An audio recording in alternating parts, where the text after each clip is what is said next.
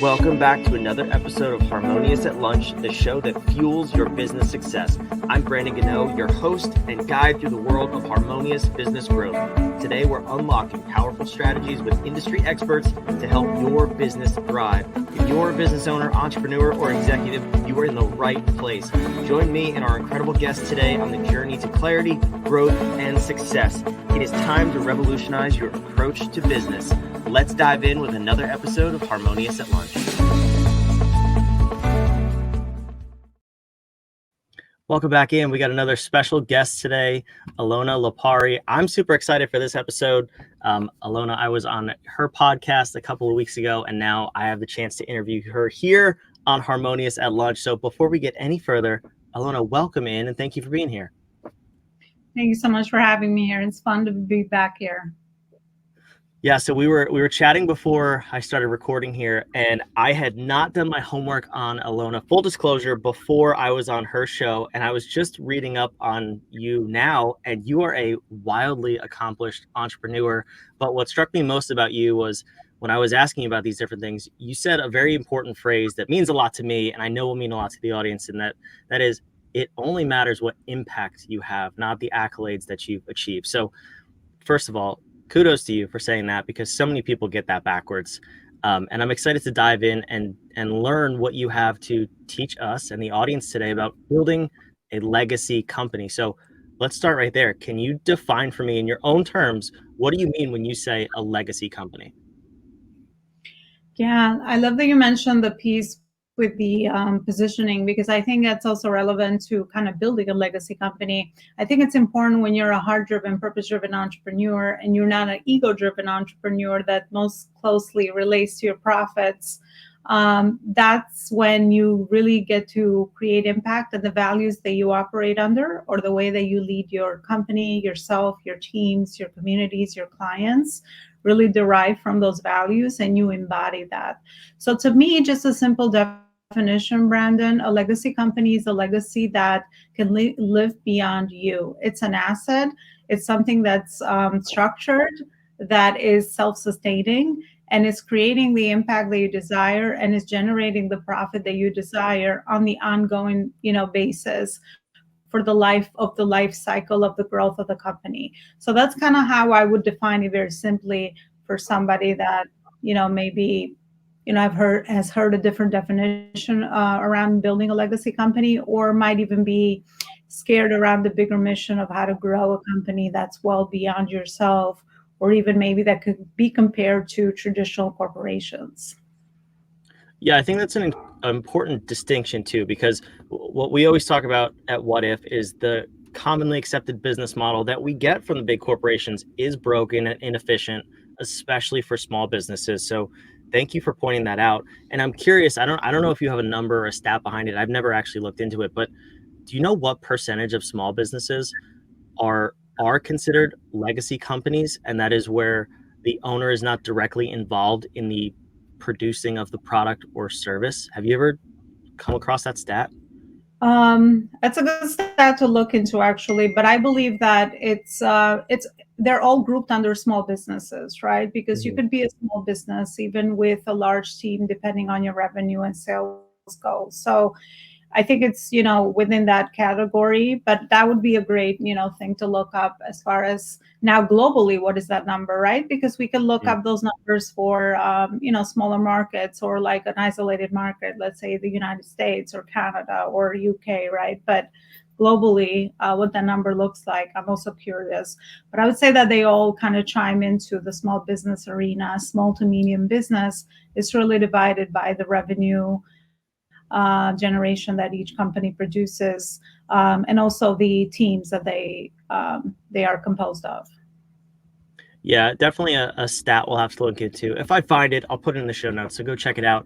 But I ask that because I run into a lot of entrepreneurs and small business owners who, when they approach us, and the same thing happens when they approach you, they're way too involved in the operations. And it's almost like if anything were to happen to them, the business would fall apart.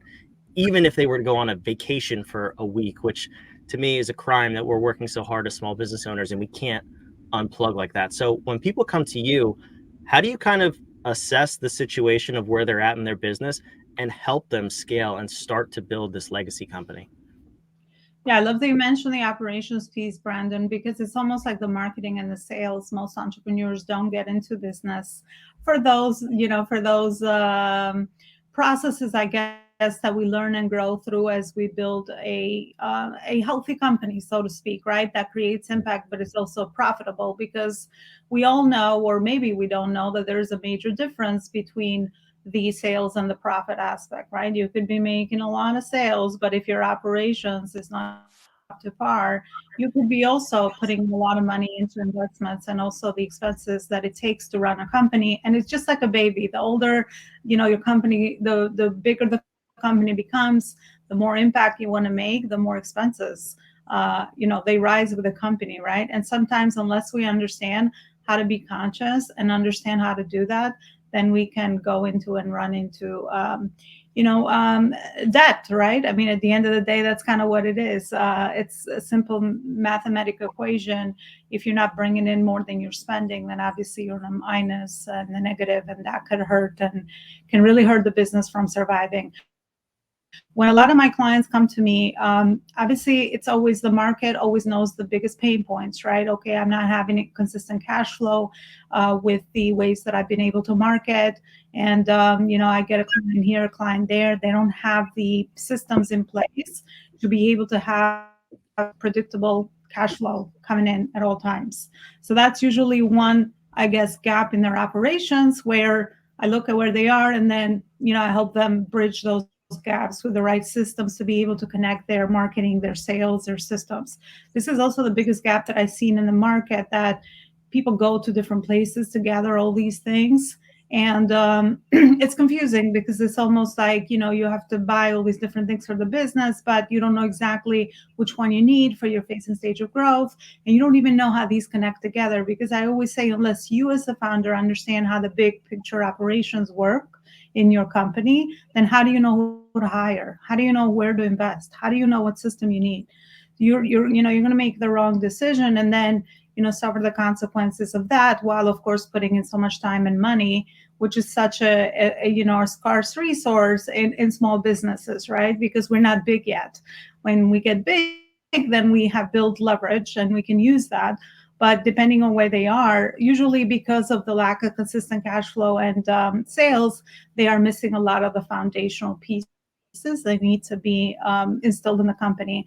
And then if they're at the next level, where they have run out of capacity, a certain business model has worked for them, wherever they have marketed before is kind of dried up, right? Because again, you have to feed the business at all times. It's not like you're relying on one marketing effort, maybe only on one social media platform, or only on strategic partnerships, or only on speaking for your business, or only on another way that you have generated business before and it's been successful for you.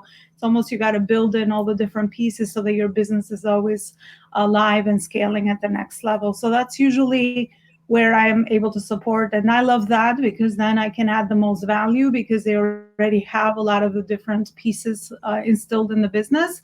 Then it's just a matter of being more strategic around what they've already built. Where are some of the gaps?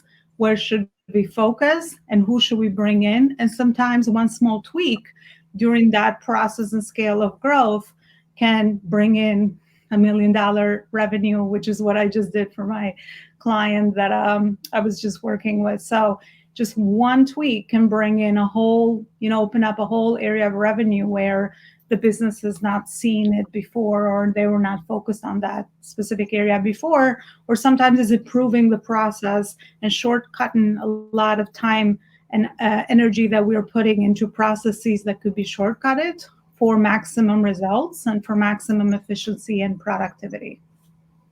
I love that. And if you're familiar with the Kevin Hart skit where he says, "You ain't gonna speed past that like you didn't just say what you just said." You said you just brought in $1 million of revenue for a client, and you just kind of just like breezed over it. You can't just leave us like that. I mean, can we have a little bit of detail? We don't need company names. We don't need people's names, but Can you tell us that story, please? Because that's not something that happens every single day, especially for small businesses. That could make a massive difference for people. So give me a little bit. Don't tease us like that. It was in the messaging and their branding, the way that they've been describing the pain point. They were not really aware around the market they were serving and what is the major problem that they were solving with their service. So it was in the messaging. We made one small tweak in the word where they started putting that into their marketing material, and that generated a whole side of revenue, and they were able to increase their prices and even adapt their business model to be able to add a lot of digitalization so they could scale further at the next level. So for this specific company, that was a small tweak, which was very intuitive on my end, because obviously this is the work I do and I understand psychology behind the buyers and what people are looking for and what they're actually wanting to purchase.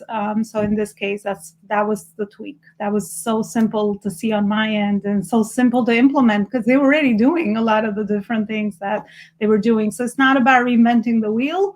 It's about working smarter with the things that we are doing so that we can move one small 20 improvement, 1% improvement gets us amazing results. Yeah, and it's interesting that you say that too, because it's so true with everything in life. It takes the little tiny changes that usually get the biggest results. A massive $1 million result is a massive impact for that company, I'm sure. And I'm curious though, when clients come to you or prospective clients come to you with what they think is a problem, do you find that the problem is almost never what they say it is? In most cases, it's not. It's really the perception. Really, when we have a hard time describing problems as humans, we're more into the solutions. So usually when I start that conversation with a lot of my clients, it's easy for them to give me the solutions to the problems. But I always say that I think it's important for us to become problem finders rather than problem solvers, because once we understand where the problem is, then we can innovate and offer a solution. So I would say that is the challenge for most people. We usually, want to problem solve because we're, good humans. We want to help based on our knowledge and maybe some of the experiences that we've had. But it's very challenging for us to pinpoint the problem. And again, just like anything in life or business, the bigger problem you can solve, the more value you can add, the more you can create impact, and the more you can align your purpose with profits and generate profits. It's connected. It's just how it is. They're married together. So that's kind of what I've seen in my experience and in the market. Yeah, it's very true. It's absolutely true. And the more you can do that for your clients, the simpler you can do that for your clients, both you and the listener, whatever capacity you serve somebody, that's the message, right? Just solve problems for people, but make them go away forever. It's the old metaphor of a doctor, right? Like you don't go see a doctor when you're healthy in most cases. You go when you're in pain, you're sick, and you need a solution, and hopefully they fix it for good. They don't just put a band-aid solution on it. And that's to me what's kind of come up in this conversation with you is, and you mentioned it before, when people are kind of, I call them duct tape solutions or duct tape businesses, kind of throwing solutions and business models at their company, you don't really know how it's all playing together, right? And that becomes even harder to find the root problem because you have so many things interacting with each other inside of one business that you have to like peel off layer by layer. So when you start working with people or as you're working with them, growing their companies, what are the phases that you tend to see that come up? And what I'm kind of trying to get at is like, are there points where the owners needs to get out of the company more and more in order for it to grow? And how do you go about helping them through that process? Yeah, it's usually the sweet spot or the growing pain, I guess, that most businesses experience is around 12 to 30 employees, right? Mm-hmm. So once they get around 12 to 30 employees on board in their companies, they experience, the growing pains, because at that point, it's almost as if a lot of the older structures and systems have to kind of just fall, and we have to almost reorganize everything from beginning, because at that point, once the team is there together, then we want to go more into the structure of the departments, who's in charge of what. Then you have your leadership team. So you want to structure yourself under that. And then the job of the owner or the CEO or the founder becomes, the transformative leadership, that they lead that team of, I usually say 4 leaders is one person. Usually if you have more people that you are managing, more than 4 people that you're managing, then start to divide up that structure, because then you need to look at other people that can support those support teams or the other departments in your company. But that's kind of what I've seen, Brandon. So 12 to 30 employees is where the CEO has to look at a lot of the things that have worked and maybe no longer work. It's almost like almost like a tsunami for the company, and it's very hard to go through that change management, because we're emotionally connected to what's been working. We sometimes don't want to let go. It's the fear, aspect involved, is the risk perception that goes up, right? All these different factors. Is the leadership gaps that you see in the owners. That's another one, right? Because they just, they understand that point is about leadership. It's about building teams. It's no longer you being in the front end of your operations, doing your sales, doing your marketing, doing all the things that maybe you've done up to that point. So you go up to that next status, so to speak, I guess. And you're just required to gain new skills and to lead the company in a different way. Yeah, it's so interesting, because that phase, you're right, it absolutely is about leadership, and it's about getting the right leader in place, which is a hard conversation. And I'm curious how you have it, because some founders are not leaders, but they also don't want to be. They're kind of forced into that position, but they kind of just want a job when it gets to that point, like a job within the company where they can still be part of it and help it grow, but they don't want to lead 40, 50, 60 people. So do you ever have that conversation with people, and how do you help them see that it doesn't have to be them, but you do need a real, true leader in that position? Yeah, it's really by asking them intentional questions, right? Self-discovery, right? Where are they, and what is the vision that they see with their companies, right? Because they were the founder, and obviously they're the main decision maker in the company. So until they consciously decide that maybe the leadership aspect is not, in their forte, or then I'm willing to learn, because just like anything, we don't have to be born with these skills that we need to gain in business, right? I mean, obviously, if you have those innate abilities, it'll be easier, and you probably are not going to shy away, because you'll be attracted to that, right? It's connected to your unique blueprint as a human being. But if it's a skill that you're willing to learn, and if the bigger vision and mission that you have justifies the learning of that skill, the practice of that skill, because you understand that in order for you to get here, then these are just the growing pains that you've had to go through, even as a baby entrepreneur, right? I mean, we just some of us are not good in marketing and sales, but we understand that in order for me to do what I love and help people with what I want to do, then those are just things that I have to learn, whether you're natural at it or you've had experience or not. If you understand the bigger picture of why you're doing it, it's easier to go through the aligning yourself with the right mentors and people to learn it, right? Because it's just a matter of practice and learning a new skill.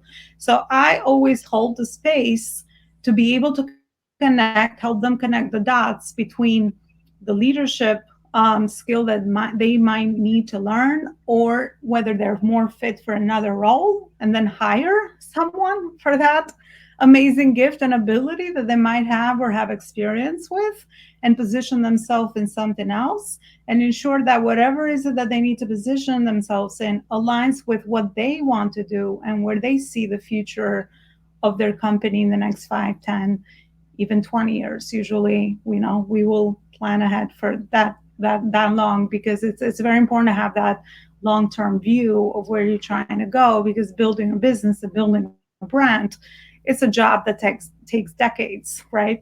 I'm not saying you have to wait decades to be profitable, which is why you have to work smart in the process of growth, because you might not even reach the decade. You might go bankrupt. We all know the percent of businesses that fail within the first 3 years. So that's how I would answer that question, Brandon, and that's what I would do with the CEOs that are aware around the problem, and then they are looking for the solution of, okay, now I know that I need to bridge my gaps with learning the leadership aspect, or placing myself in another position and then bringing someone on board. But they're clear then, right? And they have the clarity, and they're doing it. They're making a conscious decision, because a lot of times, if you don't go through this process, we're just going with what we see other people do, right? We're like, okay, I have to learn that, and I have to go be a leader, and I have to do that. That's really the wrong way to really build something, because once you get bigger, culture is really important. And if you are not really clear with yourself as the base and the main decision maker, then your culture is going to struggle. The team, our retention is going to struggle. So it's almost like a thing that's all connected, right?